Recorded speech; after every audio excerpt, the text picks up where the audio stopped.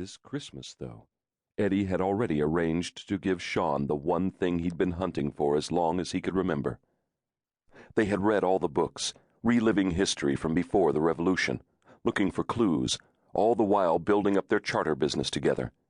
And on top of that, Sean had fought to keep up the big old house his grandfather had built. Eddie smiled suddenly. Yes, they were friends.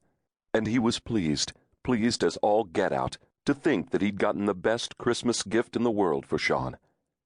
But for the moment, he was happy to bask in that knowledge and wait for the holiday, only a few weeks away now. For now, he was glad he'd accepted this charter, even if his passenger was more than a bit strange, all muffled up in a huge sweater, and wearing a trench coat that looked like it was at least one size too big. John Alden, he'd said his name was, without so much as a smile. It was certainly a damned good name for a New Englander, and Eddie wondered if the guy was descended from his Pilgrim namesake. You certainly wouldn't think so from his appearance. Short, with a funny mustache, oversized heavy-framed glasses, and a husky way of talking. He reminded Eddie of a terrier, the kind of feisty little dog that wouldn't accept the limits of its own size and would challenge a mastiff.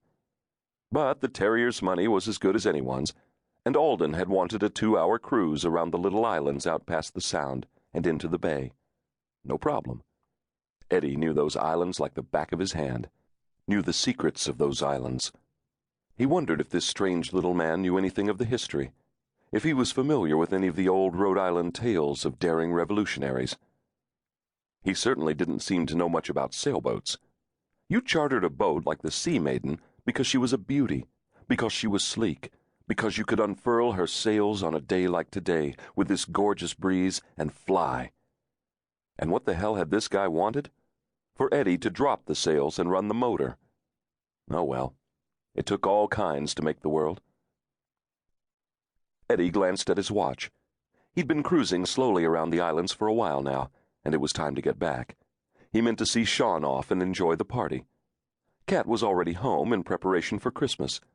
It was sweet to imagine her pleasure when she saw the gift he had for Sean come Christmas. Kat would play the piano and sing the traditional Christmas songs, along with some she'd written herself. They would all join in, him with his worse-for-wear baritone and Sean with his tenor. And Bridie, despite her age, with her clear soprano.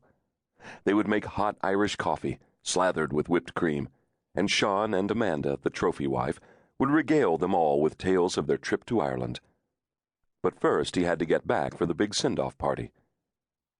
Where had his passenger gotten to? Eddie figured he would just start back, since the guy must have gone forward for the view and the helm was aft. The guy wasn't in the cabin, that much he knew, because he'd locked the forward hatch. He might have taken the Sea Maiden out by himself, but he wasn't a fool.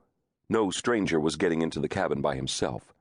There were too many official papers and personal belongings in there, since the Sea Maiden was the favored vessel for most of them. "I'm heading back now," Eddie called, hoping John could hear him. "Like I told you, I've someplace to be tonight."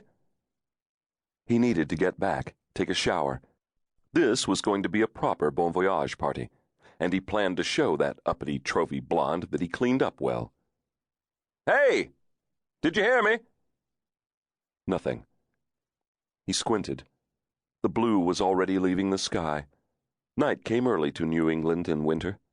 Like a massive bird's wing, it swooped in, a single shadow falling silently across the sky. He started to rise, then sank back in his seat, a perplexed frown knitting his brow. "What the hell?"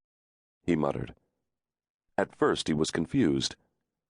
Hell yes, this guy was strange, but... What? Once again he began to stand. Eddie wasn't a small guy. He wasn't muscle-bound, but he'd worked the sea all his life, and he was no weakling. He even carried a small gun, which was in the cabin. And nothing had prepared him for this.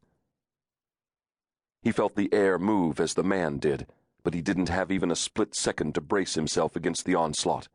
He had barely begun to rise before he was falling.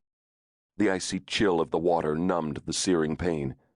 He was falling into the darkness of the ocean, but something was billowing up in front of him, like a shadow, only it was red.